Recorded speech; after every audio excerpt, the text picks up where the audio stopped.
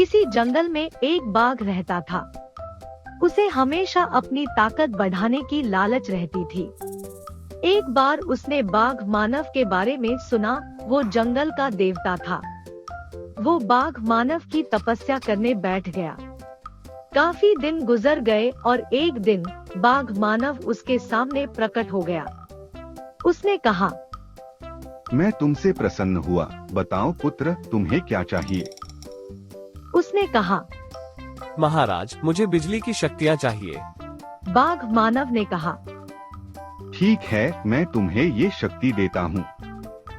उसके इतना कहते ही बाघ के शरीर में बिजली दौड़ने लगी। वो बहुत खुश हुआ। इसके बाद बाघ मानव गायब हो गया। फिर वो बाघ भी वहाँ से निकल पड़ा। रास्ते में उसे एक खरगोश दिखा। उसने सोचा, क्यों न अपनी शक्तियों को आजमा लिया जाए। वो खरगोश के पास आया और उसके पास आते ही जैसे ही उसने अपनी शक्तियों का इस्तेमाल किया, बिजली से वो खरगोश मर गया। अब वो बाघ जान गया कि अब उसे कोई नहीं हरा सकता। कुछ साल बीत गए। एक दिन बाघ ने सोचा, अब मैं अपने पड़ोस के जंगल में जाता हूँ। मेरे आसपास के इलाके में सबसे बड़ा जंगल यही है। फिर वो उस जंगल की तरफ निकल पड़ा। जंगल में पहुँचते ही उसे एक सफेद शेर मिला। उसका नाम शेरू था। बाघ ने उससे कहा, आज से ये जंगल मेरा है। अगर तुम इसे वापस चाहते हो तो मुझे हरा कर दिखाओ। सिम्बा ने उस पर हमला कर दिया और बाघ गिर गया। फिर वो बाघ उठा और उसने अपनी शक्तियों का इस्तेमाल किया और उसने अपनी बिजली से शेरू को मार डाला और उसे नदी में फेंक दिया।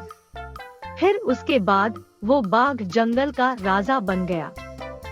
इधर सिम्बा की लाश नदी में बहती हुई दूसरे जंगल आ गई। ये बाघ मानव का ही जंगल था। शेर को देखकर बाघ मानव प्रकट हुआ। उसे समझ में आ गया कि ये उसी बाघ का काम है। उसने अपनी शक्तियों से शेरू को जिंदा कर दिया और कहा, मेरी बात ध्यान से सुनो पुत्र, मैं जानता हूँ तुम्हें किसने मारा है।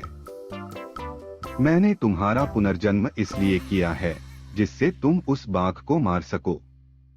मैं तुम्हें भी वही शक्तियाँ देता हूँ और उसके साथ तुम्हें उसकी बिजली का एहसास नहीं होगा। एक बात ध्यान रखना, तुम्हारी शक्तियाँ केवल उस बाघ पर ही काम करेंगी। इतना कहकर बाघ मानव गायब हो जाता है। शेरू वहाँ से अपने जंगल में वापस आ जाता है। वहाँ उसने देखा कि बाघ ने बहुत सारे जानवरों को मारा हुआ है। उसे बहुत दुख हुआ। थोड़ी देर बाद उसे वो बाघ भी मिल गया। उसे देखते ही बाघ चौंक गया, लेकिन वो अपने घमंड में अंधा था। उसने फिर शेरू पर बिजली से हमला कर दिया और शेरू ने मर जाने का दिखावा किया।